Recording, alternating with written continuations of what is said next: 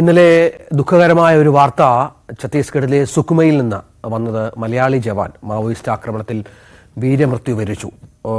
CRPF ജവാൻ R വിഷ്ണുവിന്റെ മൃതദേഹം ഇന്ന് ഉച്ചയോടുകൂടിയാണ് തിരുവനന്തപുരം പാലോടുള്ള വീട്ടിലെത്തിക്കുക. കഴിഞ്ഞ ദിവസമാണ് വിഷ്ണുവും UP സ്വദേശിയായ ശൈലേന്ദ്ര എന്ന ജവാനും സഞ്ചരിച്ച ട്രക്ക് കുഴിബോംബ് പൊട്ടിത്തെറിച്ച് തകർന്നത്. ഡാൻ കുര്യൻ ഇപ്പോൾ അവിടെയുണ്ട്. ആ വീടിൻ്റെ പരിസരത്ത് ഡാനുണ്ട്. ഡാന് എപ്പോഴേക്ക് എത്തിക്കുമെന്നുള്ളതാണ് നമുക്ക് ലഭിക്കുന്ന വിവരം. ഡാൻ്റെ തൊട്ടുപുറകിൽ ആ ധീര ജവാനെ അനുസ്മരിച്ചുകൊണ്ടുള്ള പോസ്റ്ററുകളും മറ്റും കാണാം. ആ നാടിൻ്റെ പ്രിയങ്കരനായിരുന്നു. നമ്മുടെ പല സുഹൃത്തുക്കളുടെയും അടുത്ത സുഹൃത്തായിരുന്നു. അവർ പലരും ഈ സോഷ്യൽ മീഡിയയിലൊക്കെ പോസ്റ്റ് ചെയ്തിട്ടുണ്ട്. കാരണം പുതിയ വീട് ഒക്കെ ഒരു സ്വപ്നമായിരുന്ന ഒരു ജവാനായിരുന്നു. സ്വന്തം അധ്വാനം കൊണ്ട് ഉയർന്നു വന്ന ഒരാളാണ് ഇന്ന് വ്യക്തമാകുന്നുണ്ട്. എന്തൊക്കെയാണ് മറ്റ് ഓർമ്മകൾ ആ നാട്ടിന് പങ്കുവെക്കാനുള്ളത്?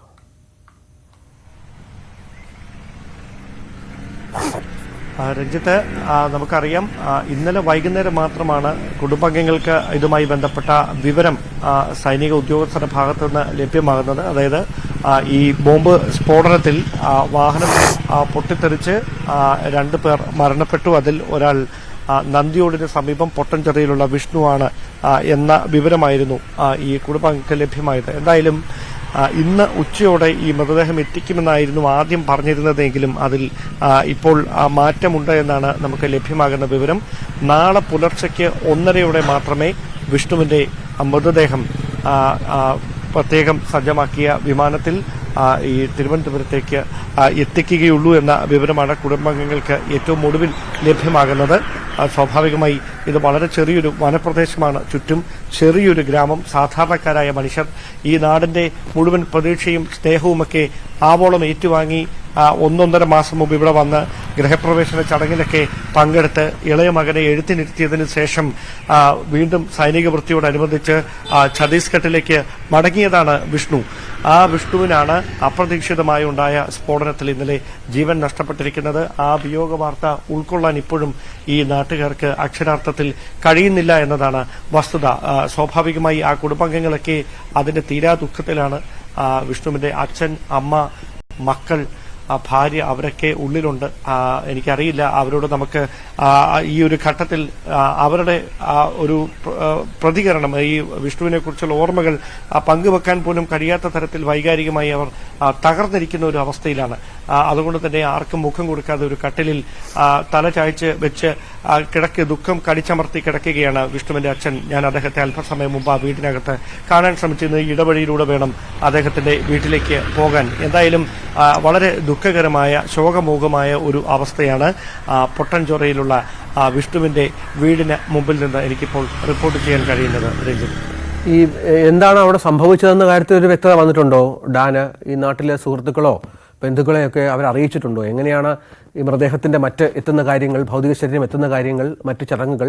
സ്വാഭാവികമായും ഒരു ജവാൻ ഇത്തരത്തിൽ വീരമൃത്യു വരിക്കുമ്പോൾ എല്ലാ ആദരവും അർപ്പിച്ചായിരിക്കുമല്ലോ സേനയും ഇതിനോട് പ്രതികരിക്കുക. അത്തരം സംവിധാനങ്ങളുമായി ബന്ധപ്പെട്ട എന്തെങ്കിലും വിവരം നാട്ടിൽ ലഭ്യമായിട്ടുണ്ടോ?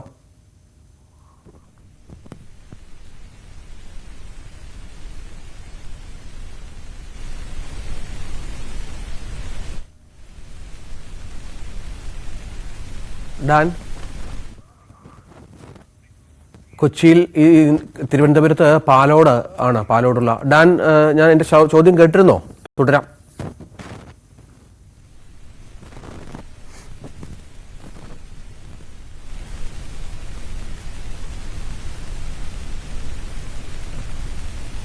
ധീര ജവാൻ വിഷ്ണുവാണ് ഛത്തീസ്ഗഡിലെ സുക്മയിലെ മാവോയിസ്റ്റ് ആക്രമണത്തിൽ വീരമൃത്യു വരിച്ചത്. പാലോട് എന്ന തിരുവനന്തപുരത്ത് പാലോട് എന്ന ഗ്രാമത്തിൻ്റെ പ്രതീക്ഷ, അവിടെ നിന്ന് സ്വപ്രയത്നത്താൽ വളർന്ന് ആ നാടിൻ്റെ അഭിമാനമായി മാറിയ ഒരു CRPF ജവാനാണ് വിഷ്ണു. വിഷ്ണുവിൻ്റെ മരണം സംഭവിച്ച ഛത്തീസ്ഗഡിലെ സുക്മയിൽ വെച്ചാണ്. അവിടെ മാവോയിസ്റ്റുകൾ ഒരുക്കിയ അവർ കെണിവെച്ചിരുന്ന കുഴിബോംബിൽ ജീപ്പ് പൊട്ടിത്തെറിച്ച വാഹനം പൊട്ടിത്തെറിച്ചാണ് വിഷ്ണുവും മറ്റൊരു ജവാനും മരിച്ചത്. UP സ്വദേശിയായ ശൈലേന്ദ്ര എന്ന ജവാനും ഇത്തരത്തിൽ വീരമൃത്യു വരിച്ചു എന്നുള്ളതാണ്. ഒരു വലിയ പ്രതീക്ഷ ആ ചെറുപ്പക്കാരനുമായി ബന്ധപ്പെട്ട് ആ കുടുംബത്തിനുണ്ടായിരുന്നു. ഇപ്പോൾ അത് പൊലിഞ്ഞിരിക്കുകയാണ്. ഉച്ചയോടുകൂടി അദ്ദേഹത്തിൻ്റെ ഭൗതിക ശരീരം ജന്മനാട്ടിലെത്തിക്കും എന്നുള്ള പ്രതീക്ഷയിലാണ് ഇപ്പോൾ അവിടെയുള്ളത്. ഡാൻ കുര്യൻ അവിടെയുണ്ട്. നമുക്ക് തുടർ വാർത്തകളിൽ അതിന്റെ വിശദാംശങ്ങൾ പങ്കുവെക്കാമെന്ന് കരുതുന്നു. കൊച്ചിയിലെ